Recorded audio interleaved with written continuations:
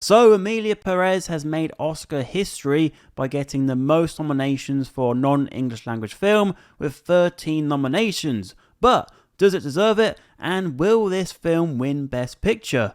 No, Dios, por favor, no, no, no, no! As we see with many Hollywood films, there is quite a difference between the critic score and the audience score. And, for a film that has 13 Oscar nominations, 76% is not high at all on Rotten Tomatoes. What's going on here? And 31% for the audience score is terrible. So what's all this about? Why are the score so low? Let's get into it. So firstly, what is Emilia Pérez even about? Well, we have a lawyer who's played by Zoe Saldana. She gets a phone call from this cartel boss. They have a meeting, and during this meeting, he says to her that he's had this long-held desire to become a woman. And as someone who was, I never saw any of the trailers for this film, I was quite shocked with this. I was like, oh, okay, I didn't know this film was going down this path. And so, he wants this lawyer to help him navigate this situation and leave no traces of this past life. And so then when we go ahead about 4 years in the future, we then see this same character back as Emilia Pérez, the character there on the right-hand side. And is a whole new person, someone who wants to right the wrongs of the past.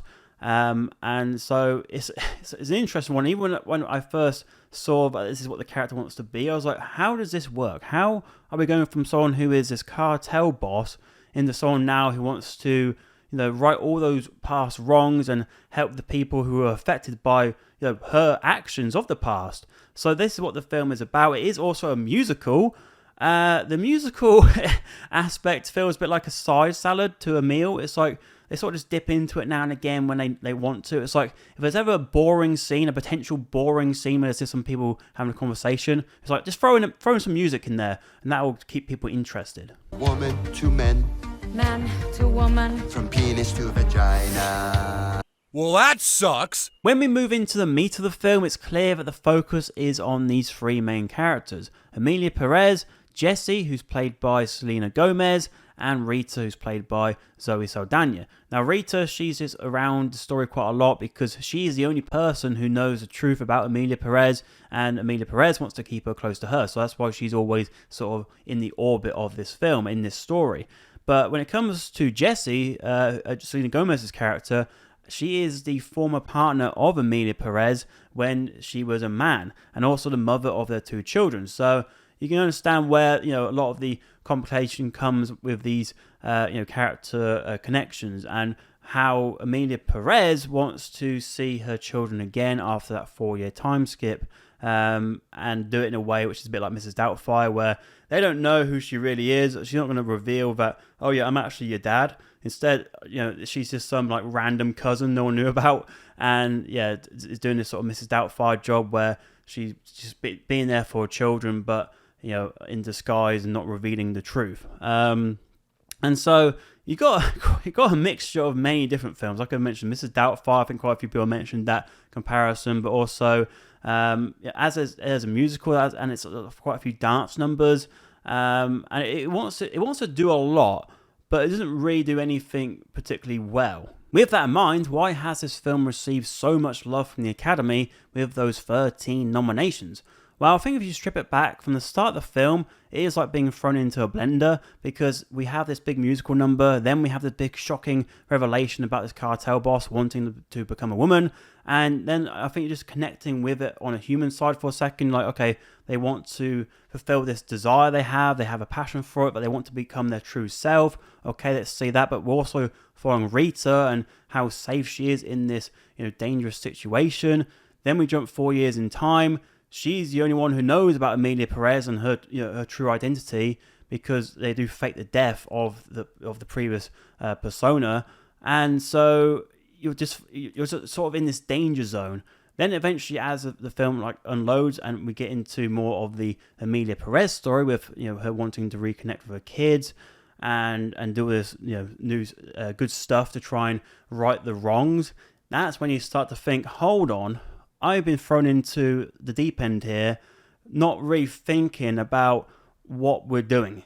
Like we have a character who's now gone from a man to a woman, okay, but they haven't gone from someone who's who deserves a second chance. You know what I mean? Like, some characters you're happy to give a second chance to, but this person, as a man, did all that terrible, all these terrible things, and now it's suddenly all wiped clean because they've changed into a woman. That's obviously not. That's not right. Like, and like, so you're just thinking, this doesn't make any sense. What's going on? This is all bollocks. It's so dumb, it's brilliant. No! It's just dumb! Once we move into the second half of the film, Emilia Pérez does find a new love, who's played by Adriana Paz's character, Paz being the only Mexican actress of those leading 4 women. And that is an issue with a film that's so connected to Mexico, because you've got to think, this is during a period where Emilia Pérez is working on behalf of the people to try and find those who've disappeared, which is a true issue within Mexico. Not to have more ties to Mexico with this film is a joke, really. I understand the criticism, because, you know, the film is mostly filmed in France. It's from a French director. There is very little Mexican actors or Mexican talent involved here. Mexico is treated a bit like we've seen in Hollywood before, very stereotypical, and also it is, you know, using these true issues within the country in a trivial way. And then when it comes to the quality of the film, it just seems to get worse and worse as it goes on. Because you have Emilia, and she's trying to deal with Jesse because she finds a new man, and whether this man's going to be a threat to her seeing her kids. So you have all that going on. But then you've got Rita, who just becomes a bit more irrelevant as the film goes on, but she then does come a bit more into the focus towards the finale.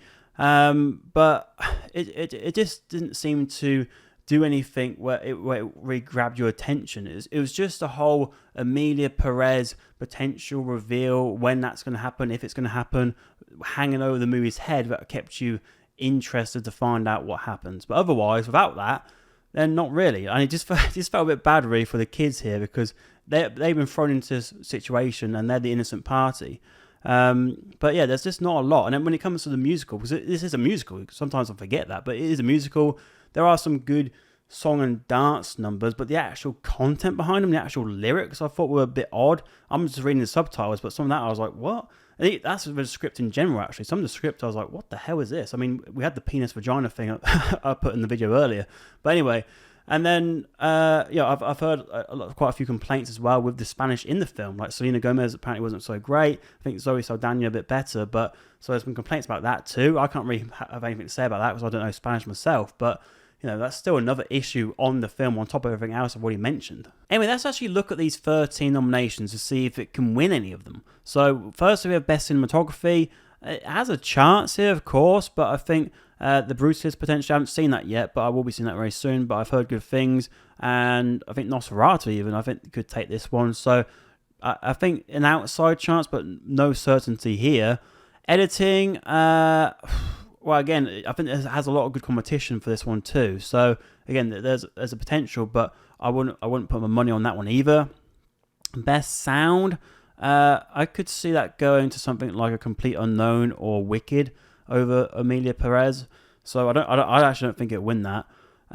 Then we've also got Best Makeup and Hairstyling. That will probably go to something like Wicked. So I don't think it's winning that one either. Then we've also got International Feature. Now, it could win this. It could win this, definitely.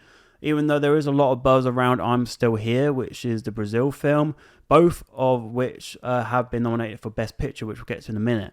But this could win this if it doesn't win Best Picture. Sometimes they do that. They're like, okay, have Best International Feature because you're not going to win Best Picture. Because Emilia Pérez, obviously with the 13 nominations, is going to be a contender for Best Picture. So that's potential. That's one potential. One potential I think is a good chance. Best Original Score, I bloody hope not. I've heard good things again about The Brutalist. That's got good score. I think Conclave score is pretty good too. And Wicked, yeah. So I'll be surprised. I mean, I don't really think the score was that great for Emilia Pérez, but I think The Brutalist, from what I've heard, will probably take that. But actually, I have seen Conclave, and that's better. So I don't think it's going to win score. So we've still got one. Then we've got Best Original Song. It's got 2 songs here. It will probably win this, as there are 2. I don't know the other 3 contenders here, but I think with there being 2 nominations, it's a likely that probably El Mal will probably win or something. So I'll say that's 2. That's 2. Then we've got Best Adapted Screenplay. I thought that was shite, and I think that's definitely going to Conclave anyway, so forget that. Director, I don't think so. I hope Coralie Farge does for Substance. I've seen that. It's my favourite film from last year, of what I saw from last year, so I hope not. And I don't think it will either, so I'll still keep with 2. Then we've got Zoe Saldana. Now, this is a big potential. I think looking at the competition, I don't think Rossellini will. Haven't seen Felicity Jones yet. Ariana Grande, no. I think the nomination's her win there. And I haven't seen a complete unknown either. But I think this could be one for Zoe Saldana. I think there's enough buzz around her, so I think she will win. So that's 3. Then we also have Carla Sofia Gascon, who is Emilia Pérez in the film, the first trans actor to be nominated.